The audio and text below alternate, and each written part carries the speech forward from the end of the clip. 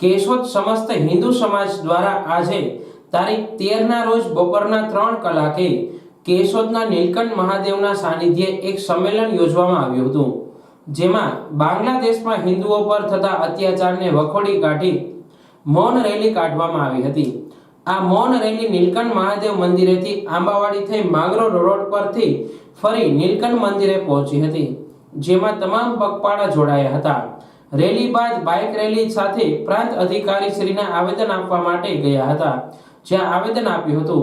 આવેદનમાં જણાવ્યું છે કે બાંગ્લાદેશમાં શેખ હસીના સરકારને આલોકતાંત્રિક રીતે બરખાસ્ત કર્યા પછી હિન્દુઓ પર ગંભીર અત્યાચારો થઈ રહ્યા છે, જેમાં સતત વધારો થઈ રહ્યો છે। ઉપરાંત ધર્મ પરિવર્તન પણ કરાવવામાં આવી રહ્યું છે। આ પરિસ્થિતિ ખૂબ જ ચિંતાજનક છે અને આંતરરાષ્ટ્રીય સમાજ માટે પણ શરમજનક છે।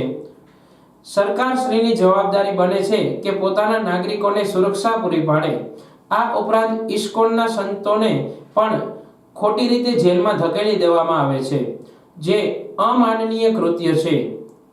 આ માટે ઇસ્કોનના પૂજનીય સંત શ્રી ચિન્મય કૃષ્ણદાસજીને તાત્કાલિક જેલ મુક્ત કરવા, અત્યાચારો તાત્કાલિક બંધ કરવામાં આવે, પીડિતોને ન્યાય આપવા અને ગુનેગારો સામે કડક કાર્યવાહી કરવી, હિન્દુ ધાર્મિક સંસ્થાનોને સુરક્ષા વધારવી, અત્યાચાર રોકવા, કાયદો અને વ્યવસ્થાની સ્થિતિમાં સુધારો કરવો, હિન્દુ બહેનોની સુરક્ષા વધારવી।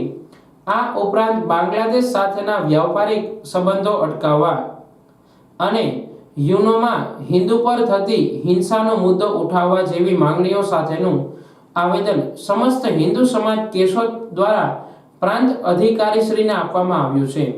આ તકે કેશોદની તમામ હિન્દુ સામાજિક સંસ્થાઓ પણ જોડાઈ હતી। અશ્વિનસિંહ રાયજાદા, કેશોદ। આજ રોજ કેશોદની અંદર સમગ્ર હિન્દુ સમાજ દ્વારા એકત્ર થઈ ઘણા બધા સમયથી બાંગ્લાદેશની અંદર હિન્દુ સમાજ ઉપર જે અત્યાચારો થઈ રહ્યા છે, હિન્દુ મંદિરો ઉપર જે હુમલાઓ થઈ રહ્યા છે, હિન્દુ સમાજની બહેનો દીકરીઓને જે રીતે એમની લાજ લૂંટવામાં આવે છે, આના વિરોધની અંદર સમગ્ર કેશોદના હિન્દુ સમાજ એકત્ર થઈને આજે રેલી સ્વરૂપે મૌન રેલી કાઢી વિસ્તારોમાં ફરેલ, તેમજ પ્રાંતશ્રીને કલેક્ટરશ્રીને અમે આજે આવેદન પણ આપેલ કે હિન્દુ સમાજ ઉપર જે કાંઈ અત્યાચારો થાય છે તે વહેલી તકે બંધ થાય અને ત્યાં સુખ શાંતિથી હિન્દુ સમાજ રહી શકે। આ માટે થઈને આજે મોટી સંખ્યામાં ભાઈઓ તથા બહેનો આ રેલીમાં જોડાયેલા હતા। ભારત માતા કી જય।